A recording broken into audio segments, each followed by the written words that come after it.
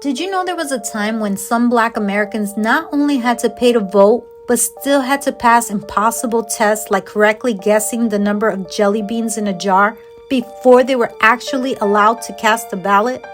That's just one of the displays I found at the Ruby and Calvin Fletcher African American History Museum in Stratford, Connecticut. The museum begins with African history and cultural objects from East Africa. There are carved wooden figures intentionally made under 5 feet tall to reflect the actual height of the villagers represented. An 1800 ceremonial headdress from Nairobi, covered in beadwork and ancestor figures believed to continue guiding the living after death, along with a traditional hunter's shield made from stretched animal hide displayed above a handmade drum. The museum then shifts into slavery and the forced journey to America beginning in 1619. There is a model of the Amistad, the ship connected to the 1839 rebellion in New Haven where captive Africans fought back during the slave trade. They recreate the cramped conditions enslaved Africans endured during the Middle Passage, showing how they were packed tightly together inside slave ships crossing the Atlantic. A map shows just how massive the transatlantic slave trade actually was, with routes stretching across the ocean in every direction.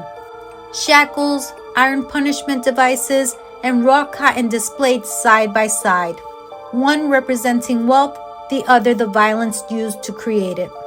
Photographs of Black families and children working in cotton fields, including one image of a child holding a cotton sack nearly as large as they were. This young Black man is wearing an iron punishment collar fitted with bells designed to monitor movement and prevent escape, a device believed to be the origin of jingle bells.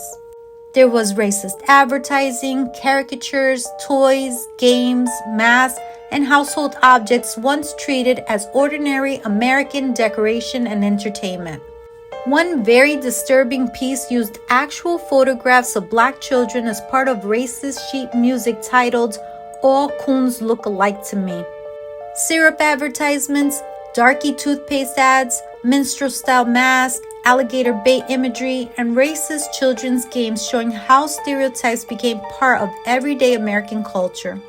The museum then shifts into the civil rights movement with magazine covers published after the assassination of Martin Luther King Jr. and an original 16mm film reel of his "I Have a Dream" speech.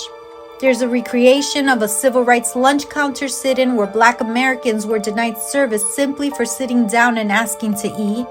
One shocking object was an actual Ku Klux Klan robe said to have been anonymously left in a box outside the museum.